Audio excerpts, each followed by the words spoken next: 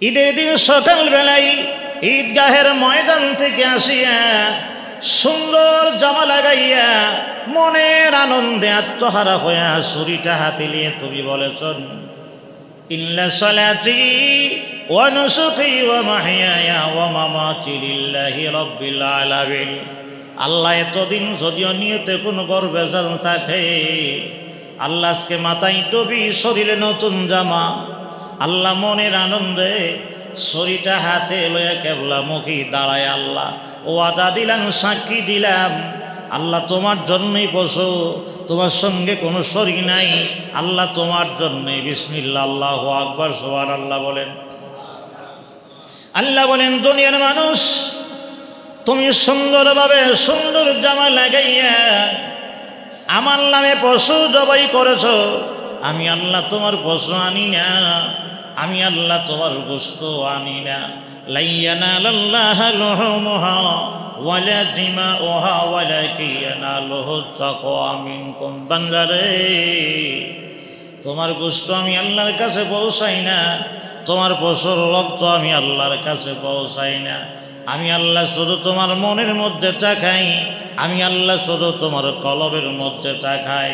তোমার মনে কি বলে, তোমার নিয়তে কি বলে, তুমি যদি আমার জন্য জবাই করো, আমি আল্লাহ রাব্বুল আলামিন তোমার এই পশু কবুল করে নিব। সুবহানাল্লাহ করে। ইন্না ইদ্দাতাশ শুহুরি ইনদাল্লাহ 12 শাহরা। আল্লাহ তাআলা কোরআনে কারীমে বলছেন, নিশ্চয়ই আল্লাহ তাআলার কাছে গণনার মাস, আল্লাহ তাআলার নিকটে আসমান জমিন যেদিন বানাইছে সেদিন থেকেই 12টা মাস। এই মাসকে দিয়েছে ভাই আল্লাহ তাআলা দিয়েছেন। এই 12টি মাসের ভেতরে সবচাইতে দামি হইল আবার 4টি মাস। এই 4 মাস যে দামি সম্মানিত মাস, এই কথা আল্লাহ তাআলা কোরআনে কারিমে বলে নাই, শুধু বলছে 4টা মাস আল্লাহ তাআলার কাছে দামি। রাসূল কারীম সাল্লাল্লাহু আলাইহি ওয়াসাল্লাম হাদিস শরীফে বলছে, এই 4 মাসের মধ্যে 3টা মাস হইল লাগাতার, আর একটা মাস হইল আলাদা। 3টি মাস হইল জিলকাদা, জিলহজ, আরেকটা হইল মুহররম মাস। এই 3টা মাস কিন্তু একসঙ্গে লাগা, জিলকাদা, জিলহজ, আরেকটার নাম কি মুহররম মাস, আরেকটা মাস হইল রজব। এই 4 মাসের সম্মান আল্লাহ তাআলার কাছে অন্য মাসের তুলনায় একটু বেশি। সুবহানাল্লাহ। এখন আসেন, এই 4 মাসটা হইল আল্লাহ তাআলার কাছে দামি। এই 4 মাসের মধ্যে আবার জিলহজ মাসটা আল্লাহ তাআলার কাছে আরেকটু দামি। সুবহানাল্লাহ বলে। এই মাসের মধ্যে আবার প্রথম 10 দিন, এই 10টা দিনের সম্মান মর্যাদা আল্লাহর কাছে আরো বেশি। সুবহানাল্লাহ বলে।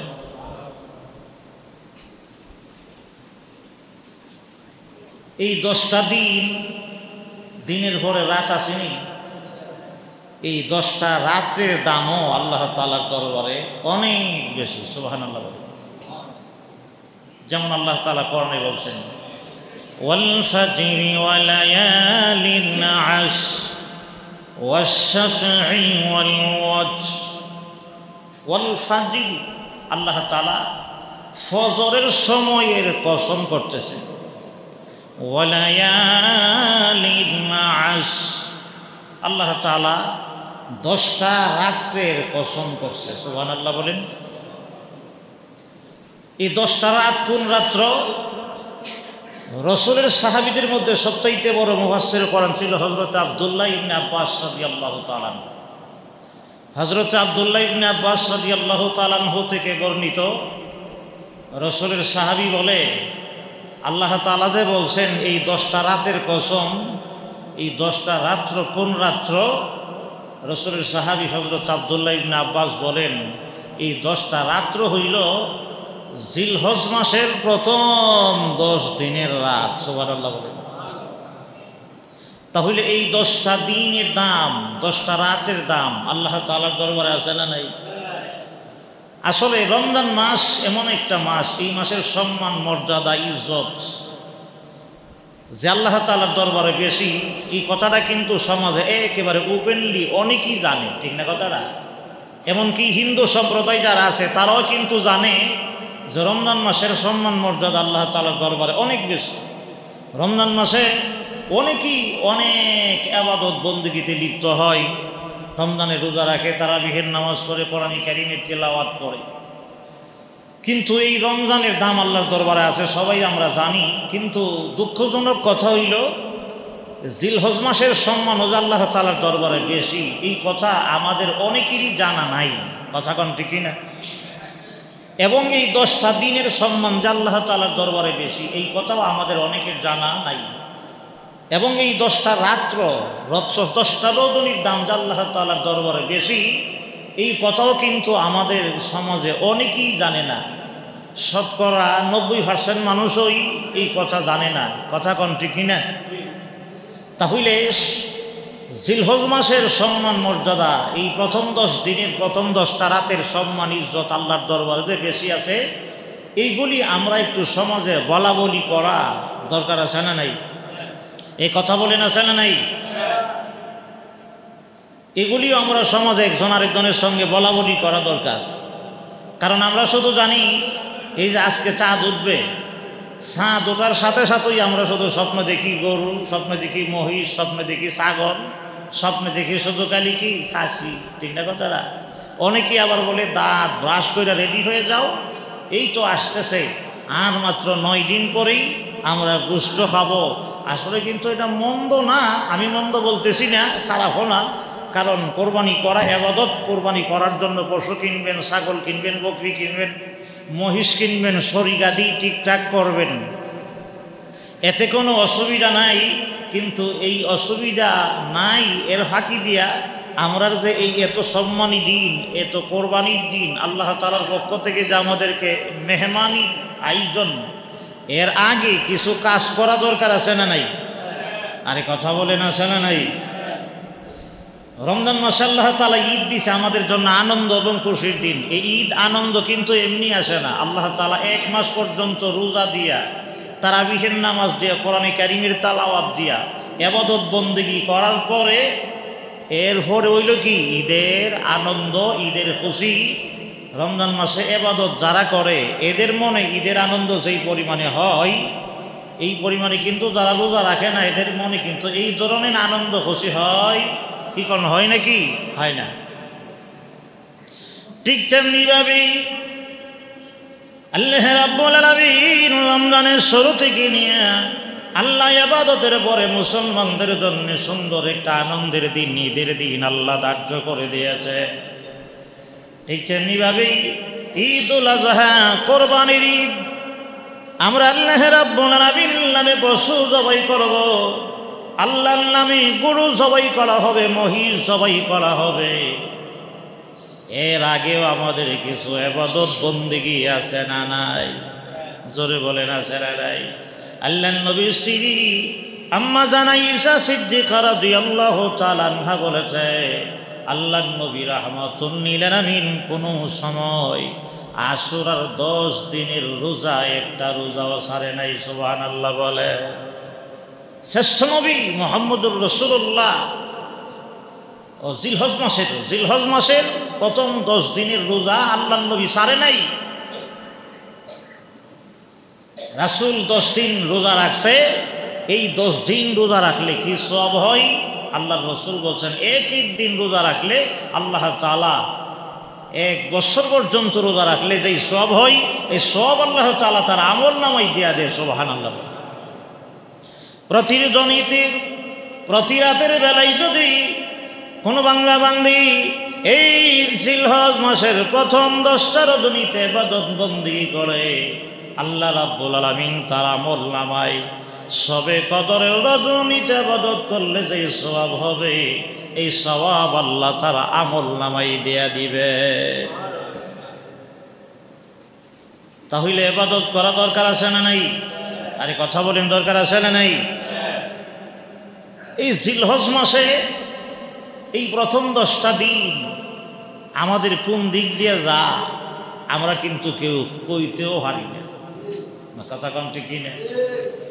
এই যে আজকে যদি জিলহজ মাসের চাঁদ উঠা যা, তখন ঈদের আনন্দের মধ্যে পইরা ইবাদতেরও খবর নাই, রোজা রাখারও খবর নাই, আমরা তাসবিহ তাহলিল আদায় করারও কি নাই, খবর নাই।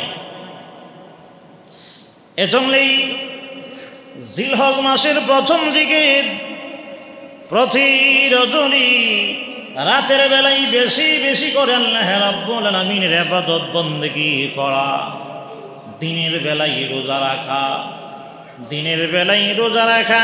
আল্লাহর নবী রাহমাতুল লিল আলামিন বলেছেন, জিলহজ মাসের 9 তারিখ ইয়াউমে আরাফার দিনে যারা রাখি রোজা রাখে, পিছনের 1 বছর এবং সামনের 1 বছরের গুনাহ মহান আল্লাহ তারা মাফ করে দেয়। 9 জিলহজ ইয়াউমে আরাফা, আরাফার দিনে রোজা রাখলে আল্লাহ তাআলা পিছনের 1 বছর এবং সামনের 1 বছর, টোটাল 2 বছরের গুনাহ আল্লাহ তাআলা মাফ করে দেয়। সুবহানাল্লাহ। জোরে কান। এই জিলহজ মাস আমাদের সামনে, আমরা আল্লাহর রাস্তায় যখন কোনো কিছু দান করি, এই দানের টাকার মালিক আমি থাকি না যারে দান করি সে মালিক হয়ে যায়? আচ্ছা, মসজিদে যারা টাকা দিছে এই টাকা কি যে দিছে হে ফেরত নিতে পারে? আচ্ছা, মসজিদ কমিটির কাছে যখন টাকা দেওয়া হয় এই টাকা কি মসজিদ কমিটি নিয়ে যায় না মসজিদই থাকে? মাদ্রাসায় যারা টাকা দেয় মাদ্রাসার কমিটিওয়ালারা নিয়ে যায় না মাদ্রাসার কাজে ব্যয় হয়? অর্থাৎ যত দান আছে সমস্ত দানগুলি যখন দান করা হয় তখন আল্লাহ তাআলা মালিক হয়ে যায়। এই দানের টাকা ফিরাইয়া নেওয়া যায় না, দানের সম্পদ ফিরাইয়া নেওয়া যায় না। জোরে কর, নেওয়া যায় নাকি? নেওয়া যায় না। কিন্তু দুনিয়াতে একটা দান আছে যেই দান করার পরে আবার ব্যবহার করি আমরা। সুবহানাল্লাহ বলেন। মসজিদে টাকা দেওয়ার পরে ফেরত নেওয়া যায় না, মাদ্রাসায় টাকা দেওয়ার পরে ফেরত নেওয়া যায় না। অথচ আল্লাহ রাব্বুল আলামিন বলেছে, মসজিদে দেওয়ার পরে, মাদ্রাসায় দেওয়ার পরে, আল্লাহর রাস্তায় দেওয়ার পরে যদি সে মনে করে যে আমার, সে যদি অহংকার দেখায়, মানুষকে দেখানোর জন্য দেখাই, তাহলে আল্লাহর কাছে কোনো বিনিময় পাবে না, কোনো সওয়াব পাবে না। কারণ আল্লাহর নামে দেওয়ার পরে সওয়াব চাইতে হবে কার কাছে?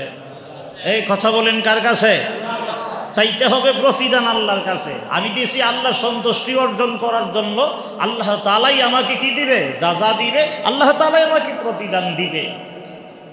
এজন্য দুনিয়াতে যাদেরকে সহযোগিতা করবেন একমাত্র কারে খুশি করার জন্য। সে আপনাকে সহযোগিতা করলো কি না এগুলি দেখার সময় নাই। এগুলি এই নিয়তে দেওয়া যাবে না যে আমি তারা 10,000 টাকা দিয়ে চালাইলাম, সেও আমাকে চালাইলো, তারে মুসিবতের সময় বিপদ থেকে উদ্ধার করলাম, সেও আমার বিপদ থেকে উদ্ধার করলো না। আপনি তাকে চালানির সময়, বিপদ থেকে উদ্ধার করার সময় এই নিয়তেই করেন যে আমি সওয়াবের আশাই আল্লাহ তাআলার কাছে প্রতিদান পাওয়ার জন্য করছি, আল্লাহ আপনাকে প্রতিদান দিবে। কারণ এই দুনিয়ায় মানুষকে উপকার করলে এই উপকারের প্রতিদান মানুষ দেয় না। এখন দেয় নাকি? তখন দেয় নাকি? এজন্যই তো ফেসবুকে দেখেন না লেহালি করে তো 2 ভাইয়ের উপকার করবো না, ঠিক না কথাটা? তাহলে 2 ভাইয়ের উপকার যদি না করো তাহলে কয় ভাইয়ের উপকার করবা? 4 ভাইয়ের। অর্থাৎ সে দেওয়ার সময় দিছিল এই নিয়তে যে আমি তারে দিয়ে চালাইতাছি, আমি মুসিবতে হলে যখন আমি ঘরের কাজ ধরুন তখন সেও আমাকে আবার টাকা দিয়ে চালাইব। যেই মাত্র আর সে চালাইলো না, হে আর একটা জমি কিনা লাইছে, এখন তো ফেসবুকে লিখে দিছে ভাই 2 ভাইয়ের উপকার করণ নাই, ঠিক না কথাটা? অর্থাৎ তার নিয়ত ছিল যে আমারে চালাইব, এজন্য আমি চালাইছি তারে। এজন্য সবসময় আপনি আরেকজনকে সহযোগিতা করার সময়, আরেকজনের উপকার করার সময় এই নিয়ত করবেন যে আল্লাহ আমি সওয়াবের জন্য, নেকি পাওয়ার আশায়, আল্লাহ তোমার সন্তুষ্টি অর্জন করার জন্য আমি তারে তার মুসিবত থেকে উদ্ধার করলাম, আল্লাহ তুমি আমারে প্রতিদান দিও। আল্লাহ তাআলা প্রতিদান দিতে কোনো কিঞ্চিত পরিমাণে কি করবে না, ভুল করবে। তাহলে দুনিয়াতে যত দান আছে, দান করার পরে এগুলি আর মালিকে ফেরত নেই না, আল্লাহ তাআলা মালিক হয়ে যায়। শুধুমাত্র একটা দান আছে যেই দানটা করার পরেও আবার বুক করি আমরা। এটা কইতে পারবেন নি কি দান? আপনি দিবুঝেন বলা দেখা যায়। মাশাআল্লাহ। আয় হায়, কোরবানি কার জন্য দেওয়া হয়? জরিফান কার জন্য? এজন্য আল্লাহর নবী রাহমাতুল লিল আলামিন বলেছে, কোরবানির পশু সামনে শোয়া যখন জবাই করা হয় তখন কিন্তু কেমনে দোয়া পড়া হয়, ইন্না সালাতি ওয়া নুসুকি ওয়া মাহইয়ায়া ওয়া মামাতি লিল্লাহি রাব্বিল আলামিন লা শারীকা লা। আল্লাহ, আমার নামাজ, আমার কোরবানি, আমার জীবন, আমার মরণ সব তোমার জন্যে। লা শারীকা লাহু, আল্লাহ তোমার সঙ্গে কোনো শরীক নাই। আল্লাহ আল্লাহুম্মা মিনকা ওয়ালাকা, আল্লাহ তুমি আমারে যা দিছিলা এটা আবার তোমার জন্য আমি দিয়ে দিলাম। সুবহানাল্লাহ, জোরে কোন সুবহানাল্লাহ। আল্লাহুম্মা মিনকা ওয়ালাকা বিসমিল্লাহি আল্লাহু আকবার। আল্লাহ তোমার নামে আমি জবাই করতেছি, তোমার নামে আমি জবাই করা শুরু করলাম। তাহলে আল্লাহ দিছিল, আবার আল্লাহ তোমার নামে আমি দিয়ে দিতেছি। তাহলে কোরবানির পশু দিয়া দিলেন কারে? এই কথা বলেন, কারে দিয়ে দিলেন? তাহলে আমরা অবশ্যই ছুরি হাতে নিয়ে বলেছি, হে মালিক, আমার নামাজ, আমার কোরবানি তোমার জন্যেই। আল্লাহ তোমার সঙ্গে কোনো শরীক নাই। আল্লাহ আমি আদিষ্ঠিত হয়েছি, আয় আল্লাহ তুমি আমাকে মালিক বানাইছো। আল্লাহ এই পশু, এই মহিষ, এই গরু তোমার জন্য দিয়া দিলাম। সুবহানাল্লাহ, জোরে কোন। কারে দিয়া দিলাম? আল্লাহরে দিয়ে দিছি। সুবহানাল্লাহ, কোন সুবহানাল্লাহ। আল্লাহ রাব্বুল আলামিন এই পশুর মালিক, এই গোষ্ঠের মালিক হইল আল্লাহ। আল্লাহ রাব্বুল আলামিন বলেন, বান্দা তুমি একবারও চিন্তা করলা না, দুনিয়াতে তোমার জীবনে যত দান করেছ, যত মসজিদ মাদ্রাসায় দিয়েছ, গরিব অসহায়রে দিয়েছ, একটা দানও তুমি ফেরত আনতে পারো নাই। মসজিদে টাকা দিয়েছ, ফেরত আনতে পারো নাই। মাদ্রাসায় টাকা দিয়েছ, ফেরত আনতে পারো নাই। মসজিদে দামি জায়গা দিয়ে দিছ, ফেরত আনতে পারো নাই। একজন অসহায় মানুষে টাকা দিয়ে দিছ, ফেরত আনতে পারো নাই। ভোগ বিলাস করতে পারো নাই। আরেকজন আল্লাহর রাস্তায় টাকা দিয়ে দিয়েছ, এই টাকা তুমি ফেরত আনতে পারো নাই। কিন্তু রে বান্দা, তুমি কি চিন্তা করো না, তুমি তো জিলহজ মাসের 10 তারিখে আমার জন্য পশুটা কিনলা, 1 লক্ষ টাকা দিয়া আমার জন্য পশু আনলা, আমাকে সন্তুষ্ট করার জন্য তুমি কোরবানি করার জন্য নিয়ত করেছ। শুধু তাই নয়, ঈদের দিন সকালবেলায় ঈদগাহের ময়দান থেকে আসিয়া সুন্দর জামা লাগাইয়া মনের আনন্দে আত্মহারা হইয়া ছুরিটা হাতে নিয়ে তুমি বলেছ, ইন্না সালাতি ওয়া নুসুকি ওয়া মাহইয়ায়া ওয়া মামাতি লিল্লাহি রাব্বিল আলামিন। আল্লাহ এতদিন যদিও নিয়তে কোনো গর্বেজাল থাকে, আল্লাহ আজকে মাথায় টুপি, শরীরে নতুন জামা, আল্লাহ মনের আনন্দে ছুরিটা হাতে লইয়া কেবলামুখী দাঁড়ায় আল্লাহ ওয়াদা দিলাম, সাক্ষী দিলাম, আল্লাহ তোমার জন্যই পশু, তোমার সঙ্গে কোনো শরীক নাই। আল্লাহ তোমার জন্যই। বিসমিল্লাহ, আল্লাহু আকবার, সুবহানাল্লাহ বলেন।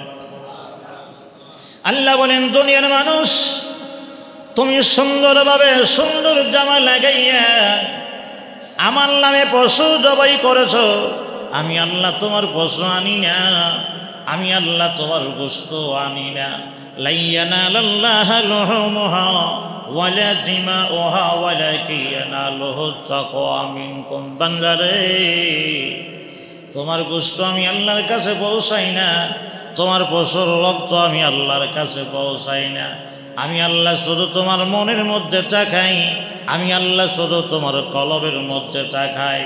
তোমার মনে কি বলে, তোমার নিয়তে কি বলে, তুমি যদি আমার জন্য জবাই করো, আমি আল্লাহ রাব্বুল আলামিন তোমার এই পশু কবুল করে নিব। সুবহানাল্লাহ জোরে। আল্লাহ বলেন, দুনিয়ার মানুষ, আমি আল্লাহ কত বড় রহমান রহিম। আমি আল্লাহ দিয়েছ, আমি আল্লাহ নেই না। আমি আল্লাহ গোশত নেই না, রক্ত নেই না, হাড্ডিও নেই না। আমি আল্লাহ যে তোমারে দিয়ে দিলাম, তুমি সন্তান নিয়ে, ম্যাডাম নিয়ে, বাড়িওয়ালা নিয়ে, সবাই নিয়ে মনের আনন্দে খাবে। তোমারে যে আমি আল্লাহ এত বড় দয়া করেছি, এত বড় মায়া করলাম, ভালোবাসলাম, আমি আল্লাহ যে তোমার এত বড় দয়া দেখাইলাম। বান্দা জিলহজ মাসের চাঁদ শুরু হওয়ার পরে আমার জন্য কি করলা? তুমি রাতের বেলা নামাজ পড়লানি, তাহাজ্জুদ পড়লানি, সওয়াব করলানি, নেক কাজ করলানি। তুমি জিলহজ মাসের শুরু দিয়া জিলহজ মাসের রোজাগুলি রাখলানি।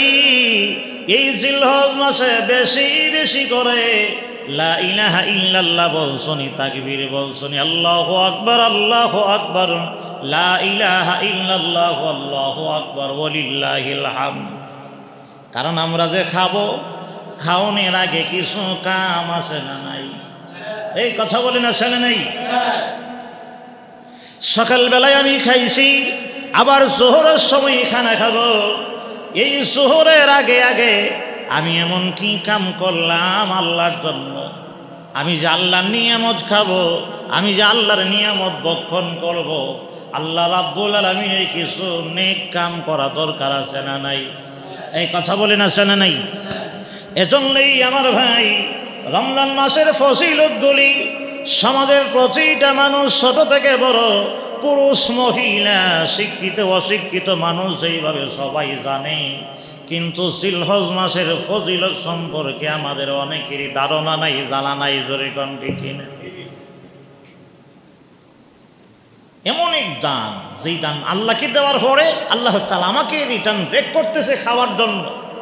আহা, তাহলে সেই আল্লাহ রাব্বুল আলামিন রে স্মরণ করা, সেই আল্লাহ তাআলারে ডাকা, আল্লাহ তাআলার ইবাদত করা দরকার আছে না নাই?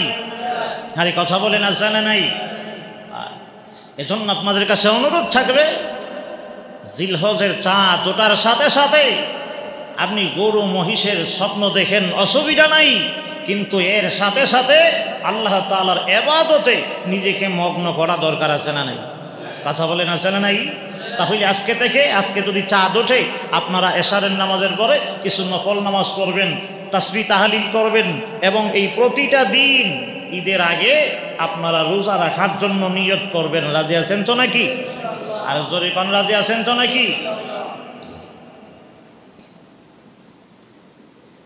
এই জিলহজ মাসে সবচাইতে বড় দুইটা ইবাদত, একটা ইবাদত হইল হজ করা, আর একটা ইবাদত হইল কি? আল্লাহ তাআলার রাস্তায় কোরবানি করা। সাহাবাই কেরাম আল্লাহর নবীরে প্রশ্ন করেছেন, ইয়া রাসূলুল্লাহ, ইয়া হাবিবাল্লাহ, এই কোরবানিটা কি? আল্লাহর নবী বলছেন যে এই কোরবানি হইল হযরত ইব্রাহিম আলাইহিস সালামের সুন্নত। সুবহানাল্লাহ। জোরে বলেন। কোরবানি করতে হবে কার নামে? আর একটু জোরে করেন না, কার নামে? তাহলে আমরা এই জিলহজ মাসের কি আমল পাইলাম?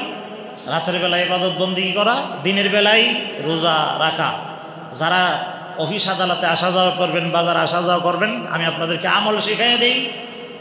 শুধু জবান দিয়া জবানের আমলগুলি করবেন, লা ইলাহা ইল্লাল্লাহ, সুবহানাল্লাহ, আলহামদুলিল্লাহ, আল্লাহু আকবার। আর বেশি বেশি করে 9 জিলহজ থেকে নিয়ে 13 জিলহজ পর্যন্ত তো তাকবীরই বলতে হয়, ওয়াজিব, ঠিক না? প্রত্যেক ফরজ নামাজের পরে প্রত্যেক নরনারী, বালেগ বালেগার উপরে 9 জিলহজ ফজর থেকে নিয়ে 13 তারিখ আসর পর্যন্ত তাকবীর বলা। তাকবীরটা পারেননি সবাই? সবাই বলেন তো আমার সঙ্গে দেখি, আল্লাহু আকবার, আল্লাহু আকবার, লা ইলাহা ইল্লাল্লাহু, আল্লাহু আকবার, আল্লাহু আকবার, ওয়ালিল্লাহিল হামদ। অফিসে যাওয়ার সময় সুবহানাল্লাহ, লা ইলাহা ইল্লাল্লাহ, আল্লাহু আকবার, ওয়ালিল্লাহিল হামদ, এই তাসবিহগুলি আসা যাওয়ার সময় পড়বেন। আর দিনের বেলায় রোজা রাখার জন্য চেষ্টা করবেন। মহিলাদের কানে খবরটা পৌঁছাই দিন, কারণ মহিলারা সবচাইতে বেশি রোজা রাখার জন্য আগ্রহ, ঠিক না কথাটা? আল্লাহ তাআলা সবাইকে এই আমলগুলি করার তৌফিক দান করুক। সকলে বলেন আমিন। আর জোরে বলেন আমিন। আমি শুধু একটা কথাই শুধু জেহেনে রাখবেন যে আল্লাহ আমরা দান করার পরেও আল্লাহ আমাদেরকে রিটার্ন ব্রেক করে, আল্লাহ আমাদেরকে মেহমানদারি করাইতেছে। আল্লাহ দানের কোনো জিনিস ফেরত নেওয়া যায় না, কিন্তু এই জিনিসটা আল্লাহ তাআলা আমাদেরকে ফেরত দিতেছে, আমরাই ভোগ করতেছি, আমরাই খাইতেছি। এই নিয়ামতের শুকর আদায়ার্থে আমাদেরকে অবশ্যই বেশি নফল নামাজ পড়া দরকার, অবশ্যই আমাদেরকে দিনের বেলা রোজা রাখা দরকার, বেশি বেশি করে আল্লাহ তাআলাকে স্মরণ করা অবশ্যই আমাদের দরকার। কথা কোন ঠিক কিনা? আল্লাহ তাআলা আমরা সবাইকে এই আমলগুলি করার তৌফিক দান করে বলেন আমিন। আর জোরে বলেন আমিন। অনেক লম্বা চূড়া ওয়াজ আপনাদেরকে বহুত শোনাইছি। এখন আসেন এই মাসে আরেকটা আমল আছে, যে আমলটা হইল কোরআনে কারীমের ভাষ্য দ্বারা বোঝা যায় যে এই মাসে আল্লাহ তাআলার যত বিধানাবলী আছে সমস্ত বিধানের সামনে নিজেকে সিলিন্ডার করে দেওয়া হইল এই মাসের সবচাইতে বড় একটা আমল। সুবহানাল্লাহ জোরে বলেন। যেমন হযরত ইব্রাহিম আলাইহিস সালাম, হযরত ইসমাঈল আলাইহিস সালাম যখন বাবার সঙ্গে চলাফেরা করার বয়সে গিয়ে পৌঁছালো, ৮০ বছর বয়সের পরে আল্লাহ তাআলা ইব্রাহিম আলাইহিস সালাম আমাদের আব্বারে একজন সন্তান দিল। ছেলের নাম কি? হযরতে ইসমাঈল আলাইহিস সালাম।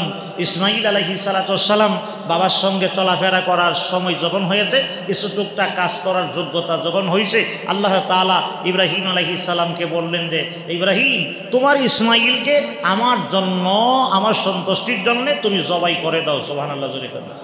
হযরত ইব্রাহিম আলাইহিস সালাম হযরত ইসমাঈল আলাইহিস সালামকে সঙ্গে করে নিয়ে একটু দূরে গিয়া স্বপ্নের কাহিনীটা সন্তান ইসমাঈলের সামনে শোনাইল। কেমনে? ইয়া বুনাইয়া ইন্নী আরা ফিল মানাম, হে সন্তান, বুনাইয়া মানে হে আমার আদরের সন্তান। সুবহানাল্লাহ জোরে বলেন। ইয়া বুনাইয়া ইন্নী আরা ফিল মানাম, হে আমার আদরের সন্তান, আমি স্বপ্নে তোকে দেখেছি, আন্নী আযবাহুকা, আমি তোমারে জবাই করতেছি। সুবহানাল্লাহ জোরে বলেন। বাবা এ ছেলেরে কয় আন্নী আযবাহুকা, আমি স্বপ্নে দেখছি তোমারে জবাই করতেছি, আল্লাহ তাআলার পক্ষ থেকে হুকুম তোমাকে জবাই করা। সুবহানাল্লাহ জোরে বলেন। ইয়া বুনাইয়া ইন্নী আরা ফিল মানামি আন্নী আযবাহুকা ফানজুর মাযা তারা, এ ছেলে, তোমার অভিমত কি, তোমার রায় কি, তোমার রায়টা আমাকে শোনাইয়া দাও। তাফসীর কিতাবে লেখা হইছে আল্লাহর পক্ষ থেকে ইসমাঈলকে জবাই করার জন্য ইব্রাহিম আলাইহিস সালামকে আদেশ করা হয়েছে। এখন আদেশ ইব্রাহিম আলাইহিস সালাম বাস্তবায়ন করা দরকার, ঠিক না কথাটা? ছেলেদের সবাই জবাই করা প্রয়োজন। এখন বাবা ইব্রাহিম ইসমাঈলকে জিগাইল, ফানজুর মাযা তারা, তোমার রায় কি? রায়ের তো দুইটা দিক, একটা হলো ইয়েস আর একটা হইল নট, ঠিক না কথা? ওই তো হা আর না হইতো না। এখন ইব্রাহিম ইসমাঈল যদি বলে ইয়েস, হ্যাঁ জবাই করেন, আর যদি বলেন না, দুইটাই তো বলতে পারে, ঠিক না কথা? তাইলে ইব্রাহিম আলাইহিস সালাম বাবা হয়ে ছেলেদের জিজ্ঞাসা করলো কেন, কারণটা কি? কারণ আছে একটা, কারণটা হইল হযরত ইব্রাহিম আলাইহিস সালাম ইসমাঈল ইয়েস কইল জবাই করবে, নট কইল হযরত ইব্রাহিম আলাইহিস সালাম আল্লাহর হুকুম পালন করার জন্য সন্তান ইসমাঈলরে জবাই করবে।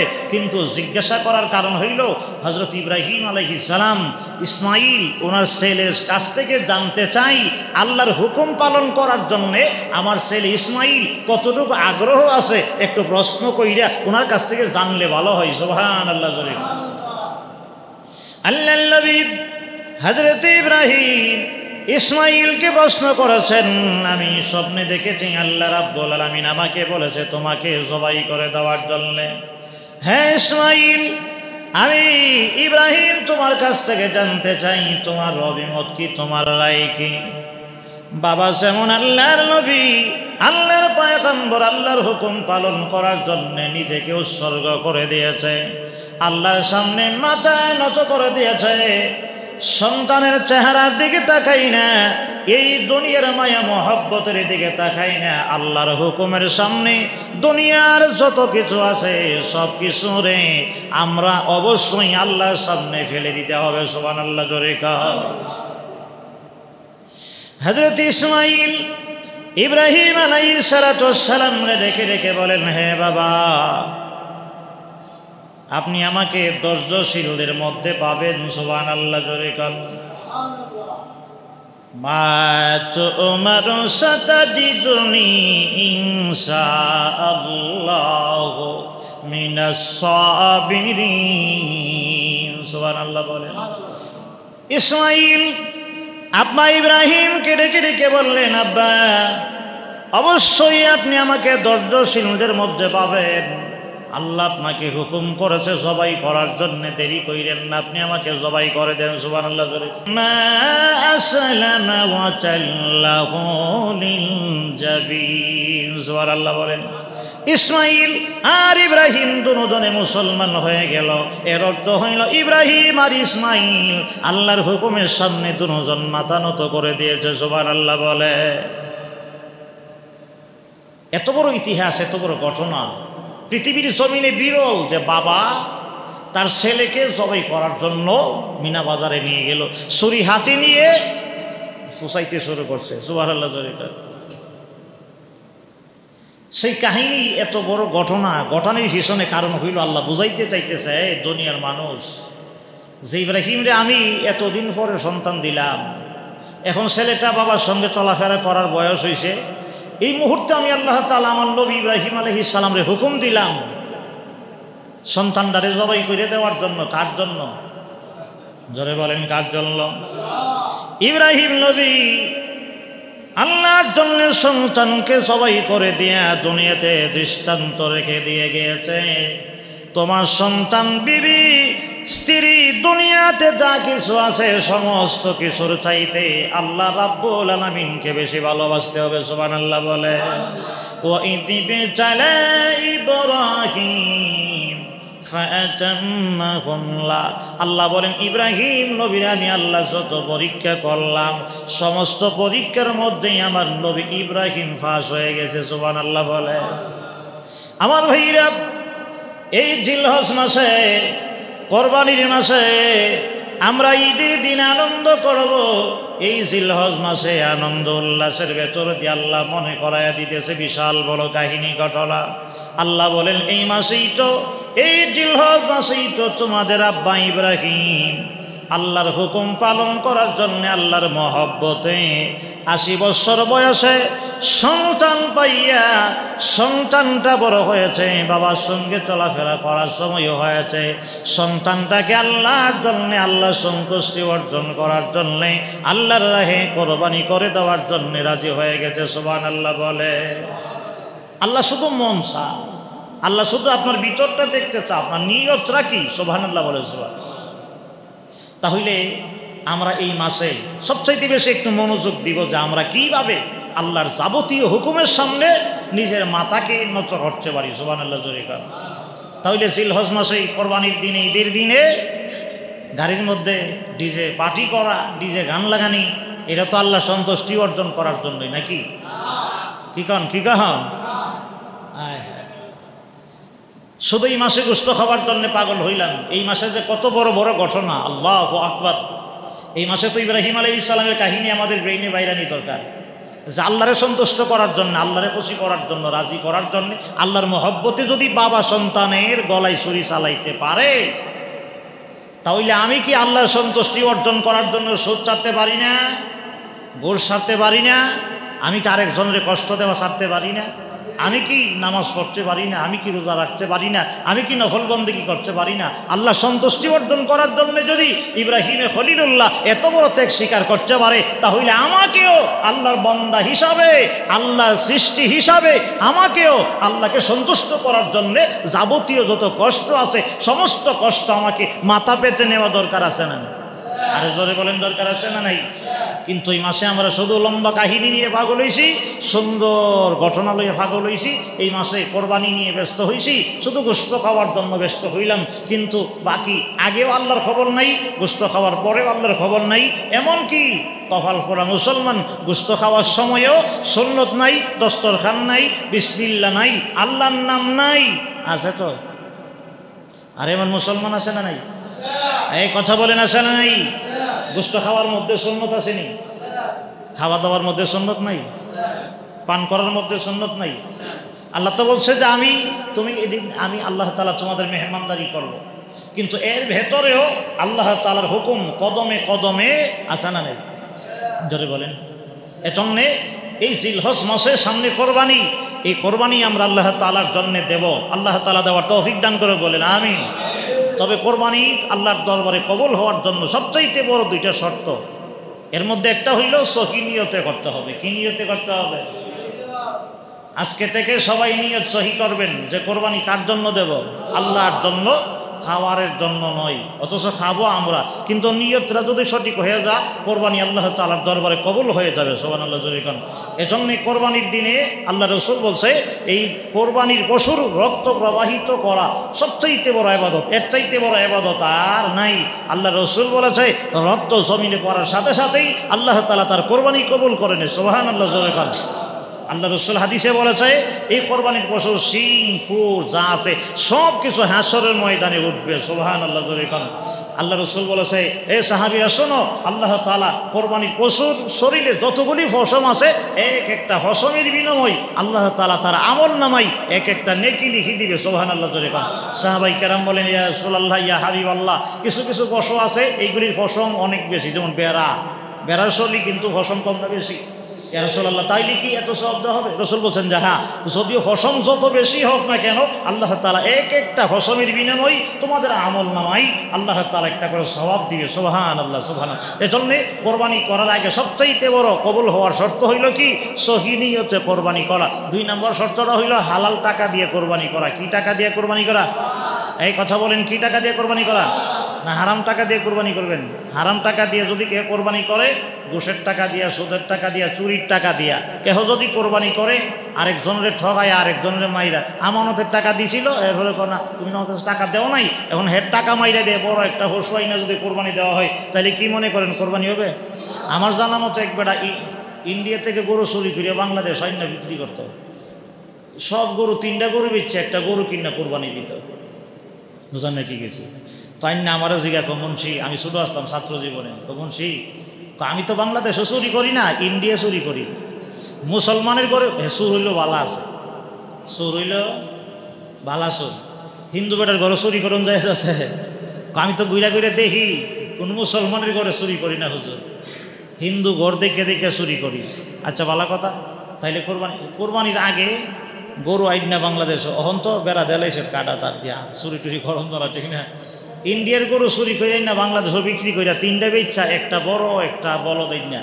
হ্যাঁ আল্লাহর হস্তে কোরবানি দে। কি কোন কোরবানি হতো নাকি? জোরে কোন কোরবানি হবে তো নাকি? এজন্য কেউ যদি হারাম রে হালাল মনে করে খা, এটা তো ইমানই দিব। এজন্য আমরা অনেক মানুষ ইমান আছে কিনা আল্লাহ জানে, কেউ যদি হারাম টাকা বিসমিল্লাহ কইয়া হালাল মনে কইরা যদি খা, এটা তো আমার জন্য হালালই। হ্যাঁ পরিশ্রম করে আনছি, দরবার করে সর্দারি করে 20,000 টাকা দিয়েছে একবার, হ্যাঁ এটা তো আমার জন্য হালালই। এমন হালাল মনে কইরা যদি মনে করেন হ্যাঁ খা, তাইলে দেখবেন তার কি দেবগা? ইমান দেবগা। আর ইমান গেলে গা বউতাহিনী না বউতালা হয়ে জায়গা, বউতালা হয়ে জায়গা। এখন যদি স্বামী স্ত্রী মিলন হয় তাইলে কিন্তু জিনা হয়, ঠিক না কথাটা? এজন্য হের গরু যদি সন্তান হয় এরারে ওয়াশ করে বোঝান যাইব। এজন্যই তো দেশের অবস্থা এই অবস্থা, চুরি ডাকাতি সন্ত্রাসী হাইজেক মারামারি। বাবার কথা ছেলে শোনে না, ভাইয়ের কথা ভাইয়ে শোনে না, সর্দারের কথা মহল্লার মানুষ শুনে না, ঠিক না কথাটা? এই জন্য সমাজে এত খারাপ কাজ শুরু হয়েছে।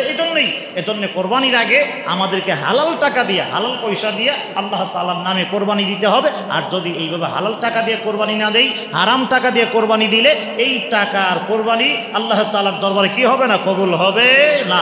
আল্লাহ তাআলা আমরা সবাইকে সহি নিয়তে হালাল টাকা দিয়ে আমাদেরকে আল্লাহ তাআলার নামে কোরবানি দেওয়ার তৌফিক দান করুক। সকলে বলেন আমিন। ওমা আলাইনা ইল্লাল বালাগ। যারা সুন্নাত পড়ি নাই সুন্নাত পড়ি।